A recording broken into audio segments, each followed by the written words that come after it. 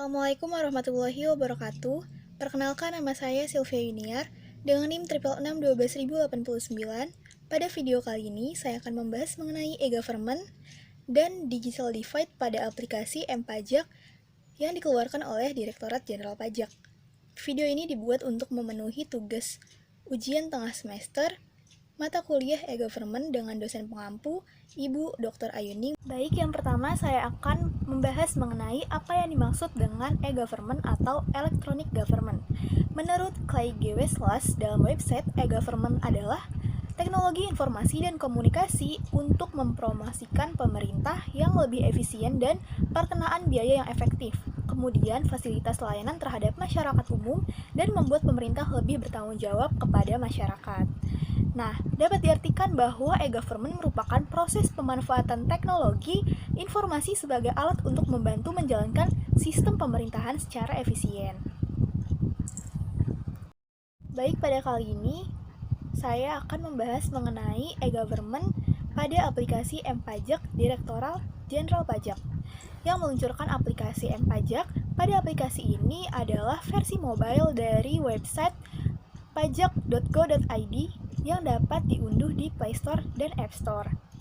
DJP dalam laman resminya menyatakan bahwa aplikasi M-Pajak ini memiliki banyak keuntungan yang dapat dimanfaatkan wajib pajak. DJP juga menyebutkan bahwa dengan M-Pajak, wajib pajak akan mendapatkan layanan yang lebih personal, mudah, dan cepat. Nah, aplikasi ini dilatar belakangi oleh kendala yang dirasakan pelaku usaha dan masyarakat mengenai minimnya pengetahuan mereka terhadap aturan perpajakan. Bersama DJP, aplikasi ini dibuat agar mudah digunakan dalam hal pencarian peraturan, pembuatan kode billing untuk pembayaran, dan pengingat notifikasi yang dapat mengingatkan kepada wajib pajak untuk membayar pajak tepat waktu. Terdapat 4 tahapan dari e-government M-Pajak. Yang pertama, tahap informasi, yang kedua, tahap komunikasi, yang ketiga, tahap transaksi, dan yang keempat, tahap metadata. Yang pertama, tahap informasi. Pada tahap ini, setiap pemerintah mempunyai aplikasi atau web yang ingin dijadikan sebagai e-government. M-Pajak sudah masuk ke tahap informasi karena sudah berbentuk aplikasi yang dapat di-download di Play Store maupun App Store. Ditjen Pajak atau DJP meluncurkan aplikasi bernama M-Pajak sebagai aplikasi versi mobile dari situs webpajak.go.id. Nah, keunggulan dari aplikasi M-Pajak ini yaitu memberikan petunjuk lokasi kantor pelayanan pajak atau KPP yang terdekat dengan wajib pajak hanya dengan mengaktifkan GPS di ponsel yang telah mengunduh aplikasi M-Pajak. Maka dari itu, aplikasi M-Pajak ini sudah melewati tahap informasi dengan baik. Syarat-syarat tahap informasi yang baik yaitu yang pertama, adanya FAQ, yaitu pertanyaan yang ditanyakan oleh pengguna. Adanya pertanyaan yang ditanyakan dalam FAQ dalam konteks pemasaran adalah kumpulan pertanyaan yang sering ditanyakan oleh calon pelanggan dan pelanggan yang disertai jawaban. Dalam aplikasi M-Pajak, FAQ sudah dapat diakses melalui website dari pajak.go.id. Yang kedua yaitu adanya English version. Pada aplikasi M-Pajak terdapat pilihan bahasa Indonesia dan bahasa Inggris. Yang ketiga yaitu konten yang di dalamnya diupdate maksimal 2 minggu sekali. Dalam aplikasi M-Pajak terdapat fitur papan informasi yang berada di beranda yang diperbaharui setiap harinya. Yang terakhir yaitu adanya hypertext atau hyperlink.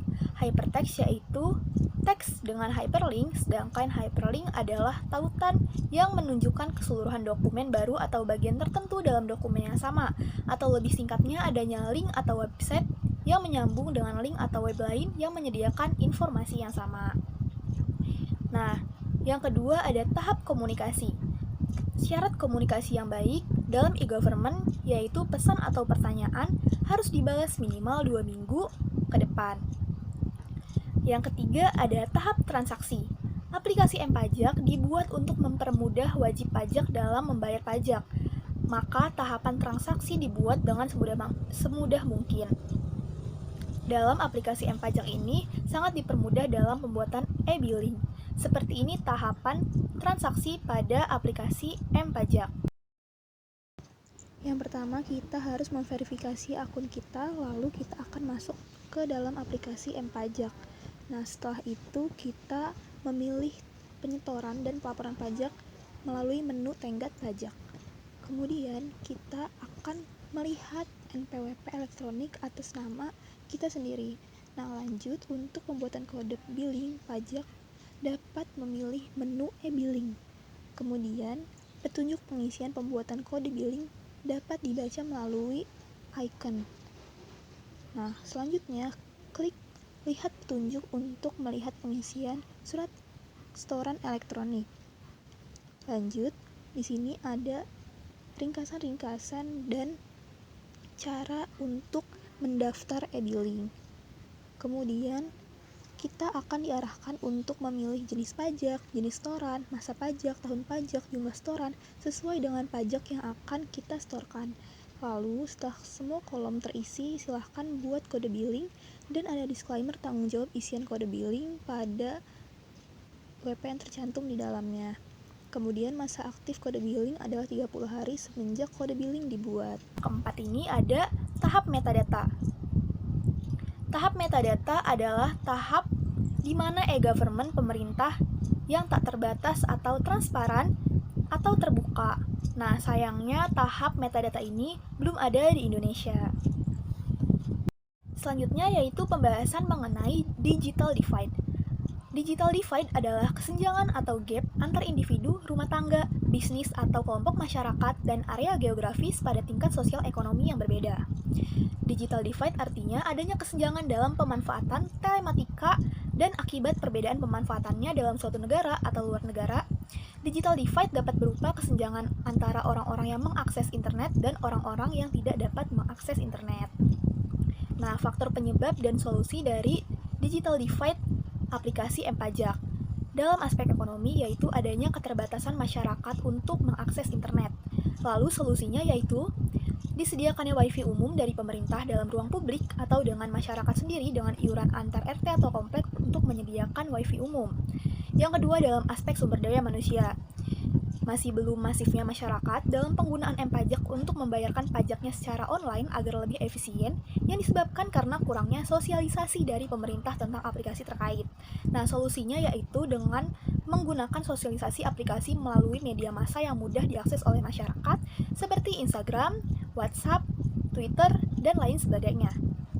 Nah, yang ketiga dalam aspek geografis, banyaknya masyarakat yang tinggal di daerah minim sinyal sehingga masyarakat memilih untuk membayar pajak secara offline. Baik, selanjutnya yaitu hambatan e-government di Indonesia. Yang pertama dalam infrastruktur, yaitu terbatasnya hardware, software, dan jaringan.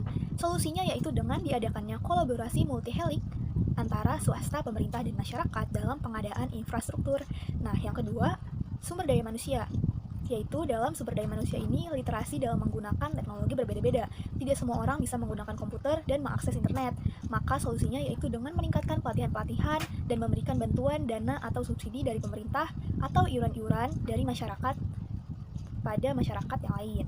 Nah, yang ketiga yaitu hukum dan peraturan. Banyaknya landasan hukum dan perundang-undangan yang masih berbentuk pasal karet atau multitafsir, seperti kasus pada UU ITE nomor 9 tahun 2016. Undang-undang ini masih perlu direvisi. Solusi peraturannya pada undang-undang ini yaitu pemerintah dari Kominfo nomor 20/2016 harus dilengkapi. Nah, serta peraturan perundang-undangan harus diperjelas dan tidak multitafsir seperti pasal yang ada dalam UU ITE. Nah, yang keempat ada hambatan budaya organisasi. Tidak semua budaya organisasi menggunakan e-government dan tidak semua organisasi support terhadap e-government. Nah, solusinya yaitu modernisasi lingkungan organisasi untuk tidak tabu terhadap electronic government dengan meningkatkan teknologi. Yang kelima yaitu komitmen pimpinan. Dalam sebuah organisasi, pentingnya menekankan pada komitmen pimpinan untuk mau bekerja sama dalam penerapan e-government dalam suatu organisasi.